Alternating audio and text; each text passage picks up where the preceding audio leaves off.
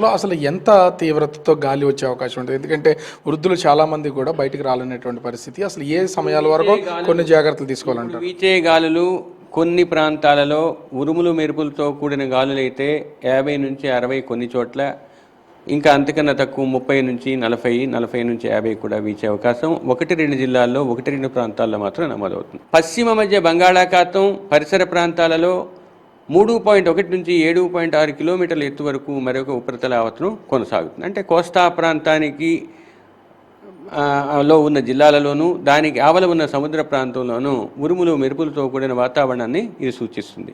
రాబోయే వారం రోజులు కూడా కోస్తా జిల్లాల్లోనూ రాయలసీమలోనూ 1-2 చోట్ల ఉరుములతో కూడిన మెరుపులతో కూడిన తేలికపాటి వర్షాలు రాబోయే వారం రోజులు కూడా 1-2 ప్రాంతాల్లో నమోదయ్యే అవకాశం ఉంది. ఈరోజు చూసినట్లయితే ఈ ప్రాంతాలలో ప్రస్తుతానికి సంవహన వర్షపాతం కూడా కొనసాగుతుంది.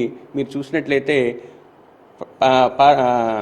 కనిపిస్తున్నటువంటి ఈ గ్రీనా లేకపోతే ఈ సింబల్స్ అన్ని రెడ్ ఉన్నవి ఈ ఏరియా అంతా కూడా ఉరుములు మెరుపుల్ని సూచిస్తున్నాయి.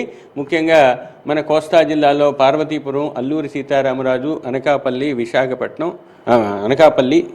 విజయనగరం ఈ జిల్లాల్లో ప్రస్తుతానికి అటువంటి పరిస్థితులు ఉన్నాయి. ఉరుములు మెరుపులు కూడా కొనసాగుతున్నాయి. ఈ 5 రోజులు కూడా 1-2 చోట్ల ఉరుములు మెరుపులు కూడా ఉండే అవకాశం ఉన్నది. వీటితో పాటుగా ఈరోజు రేపు కోస్తా జిల్లాల్లో 1-2 చోట్ల 50 నుంచి 60 కిలోమీటర్ల వేగం వరకు ఈదురుగాలు వీచే అవకాశం ఉంది. 3వ రోజు నుంచి 5వ రోజు వరకు 40 నుంచి 50 కిలోమీటర్ల వేగంతో ఈదురుగాలు వీచే అవకాశం కోస్తా జిల్లాల్లో 1-2 చోట్ల ఉంటుంది.